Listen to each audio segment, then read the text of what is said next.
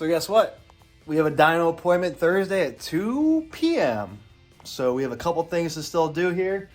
We have to do our couplers. We got all that in today. I did get a fitting for our coolant overflow. We have our coolant overflow right there.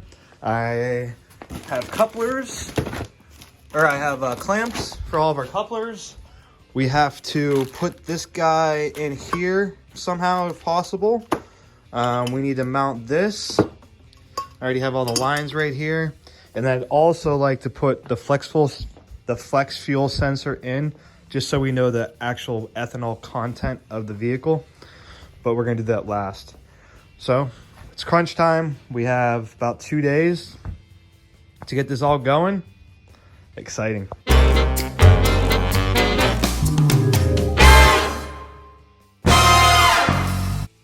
So we throw away these harnesses at work. They're for motorcycles and we don't use them in certain applications. So I take them, and I need loom right now for my boost control. Wiring right here. Oh, sorry, the screen's dirty, hold on.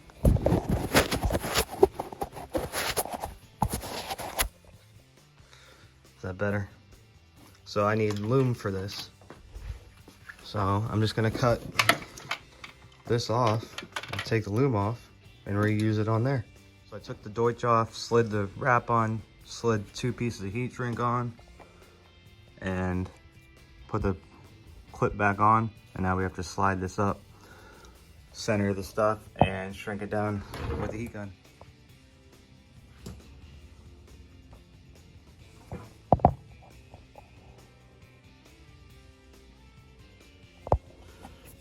I need to get aftermarket bolts. The problem is if you clean the heads off of the Honda bolts, the zinc coating comes off, then they rust even worse. So it's either kind of like you buy all new or suffer. So I don't know if anybody remembers, but I've been fighting this wideband issue with this new build recently.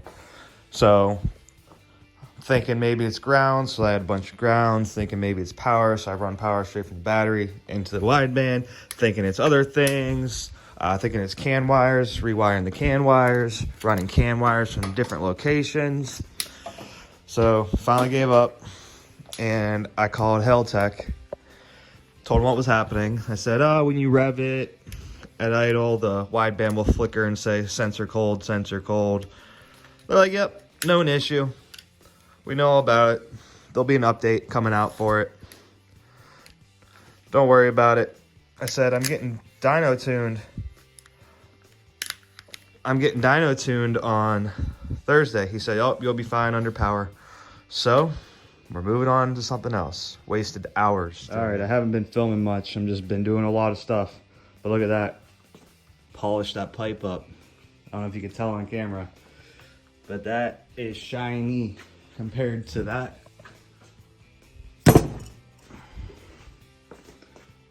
Yeah, for sure. You can tell. But we're pretty much ready. I added another wire for the alternator. This is a 250 amp alternator. So we need to have some good wire pushing her.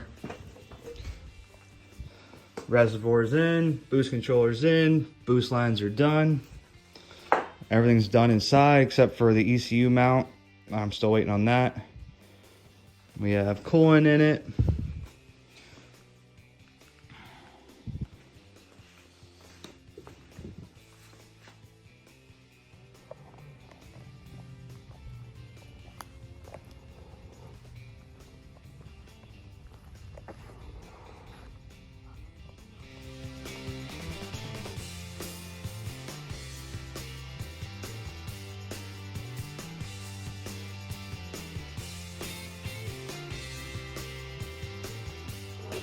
Draining out the old fuel that's in here so we can put some fresh in. All right, so we got all the fuel drained out. It was about 5 gallons of mixed fuel. So there's like E85 mixed with regular. So that'll work. Once I get it tuned, we can still dump that in. We'll hook up the sensor and it'll self-adjust. So we're gonna put the interior back together here. And I believe I've done everything outside the car already. Oh, I got a different ground wire. So if you look here, I don't have this wrapped, but also this is only a 4-gauge ground for the whole car. Well, this alternator puts out over 250 amps at idle. So I have a 0-gauge ground. We're gonna change this one and put 0-gauge on it. Last night I added a second wire to the alternator also. So I took this out of the scrap bin at work because we took it out of a customer's car. It's Sky High car audio, 0-gauge, OFC. And I put a ring on both ends. So that will be our new ground. Definitely help.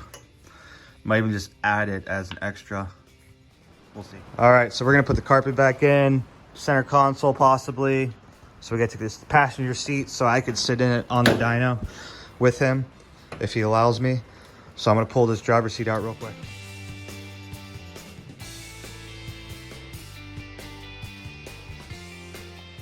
Look at that. Look at that, it looks better already. That carpet came out pretty clean for just power washing it. I didn't scrub it, nothing. Just power washed the dirt out of it. Didn't extract it or anything. I know it could come cleaner than that too.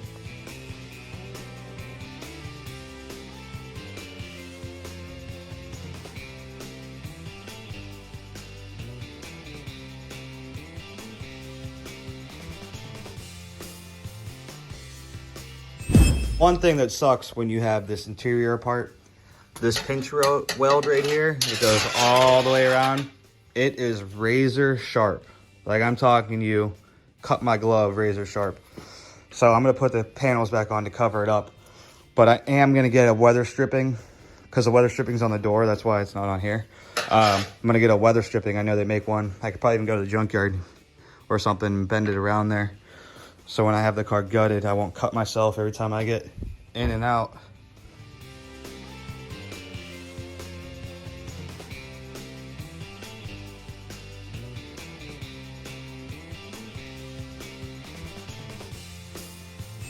So much better. I haven't put it on right here.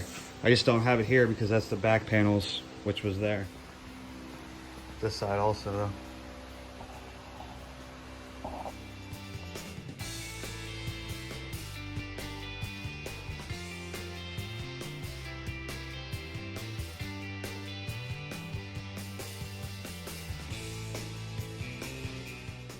Of course it doesn't fit.